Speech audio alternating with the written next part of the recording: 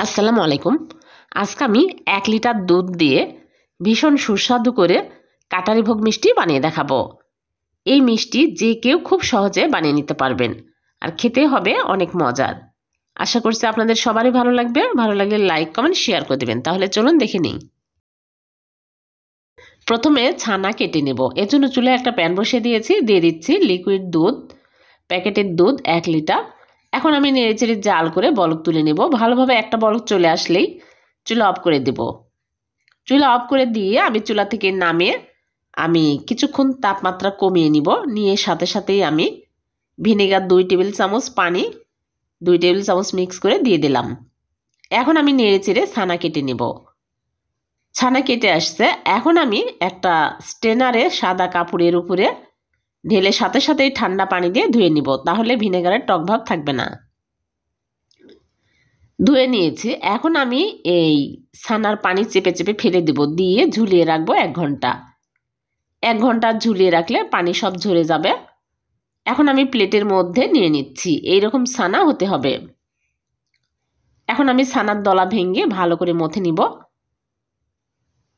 তারপরে আমি কিছুক্ষণ মথার পরে দিয়ে দিচ্ছি 1 চামচ ময়দা।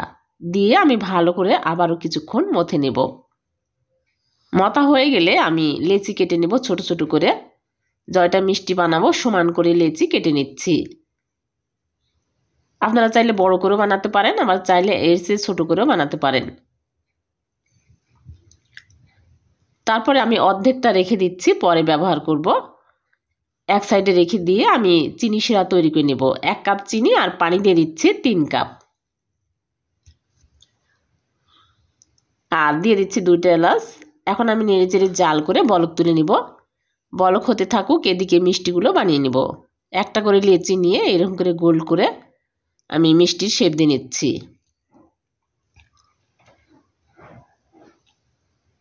সবগুলো মিষ্টি বানানো হয়ে গেলে আমি সাথে সাথেই চিনি শিরা ভালোভাবে বলক উঠে গেছে, বলকের মধ্যে দিয়ে দিচ্ছি। দিয়ে আমি হাই হিটে ঢেকে জাল করব 15 মিনিট।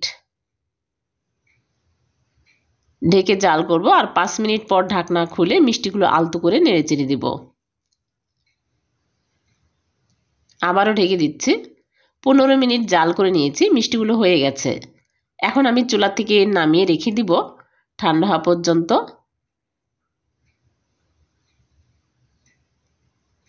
ঠান্ডা হয়ে গেলে আমি মিষ্টিগুলো শিরা ছেঁকে একটা স্ট্রেনারে তুলে নিচ্ছি।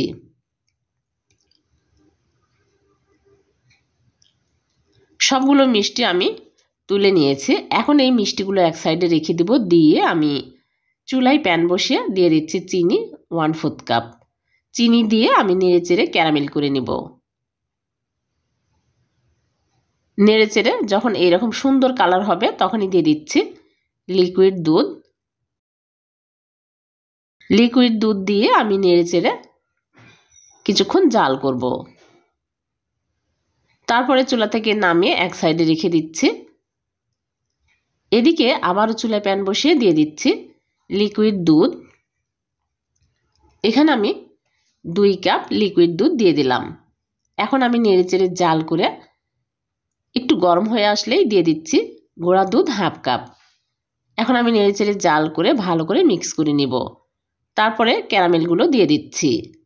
ক্যারামেল দিয়ে নেড়েচেড়ে জাল করে ক্ষীর বানিয়ে নিতে হবে। তারপরে দিয়ে দিচ্ছি মিষ্টির ঝোল।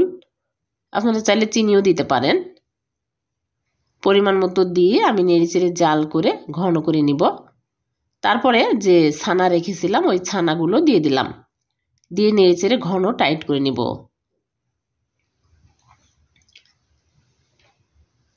এরকম ঘন টাইট হয়ে আসলেই নামিয়ে নিতে হবে। ঠান্ডা হওয়ার পরে আরো শক্ত হয়ে যায়। এখন আমি চুলা থেকে নামিয়ে প্লেটে ঢেলে ঠান্ডা করে নিব। ভালোভাবে ঠান্ডা করে নিতে হবে। ঠান্ডা হয়ে গেলে আমি আরেকটু মথে নিব। এরকম করে মথা হয়ে গেলে এরকম করে অল্প অল্প করে নিয়ে আমি বাটির মতো বানিয়ে নিচ্ছি। নিয়ে একটা করে মিষ্টি ভিতরে দিয়ে আমি মুখটা আটকে তারপরে বল বানিয়ে নেব।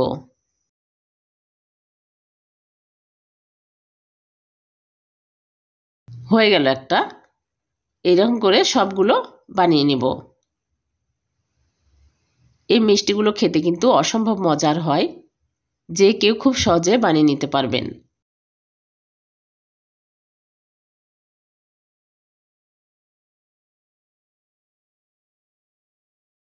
সবগুলো মিষ্টি আমি বানিয়ে নিয়েছি। এখন এই মিষ্টিগুলো আমি 10 মিনিট নর্মাল ফ্রিজে রেখে দিব ভালোভাবে সেট হওয়ার জন্য। 10 মিনিট পর মিষ্টিগুলো আমি বের করে নিয়ে আসলাম। একটা মিষ্টি কেটে আপনাদেরকে দেখাচ্ছি। হয়ে গেল ছানার কাটারি ভোগ মিষ্টি। এভাবে বানিয়ে দেখবেন, খেতে কিন্তু দুর্দান্ত স্বাদের হয়। ভিডিওটি যদি ভালো লেগে থাকে লাইক কমেন্ট শেয়ার করে দেবেন। আর এরকম সহজ নতুন নতুন রেসিপি পেতে চ্যানেলটিকে সাবস্ক্রাইব করে চ্যানেলের সাথেই থাকবেন। আর পেজ থেকে দেখে থাকলে পেজটিকে ফলো দিয়ে রাখবেন। আবারও দেখা হবে। আল্লাহ হাফেজ।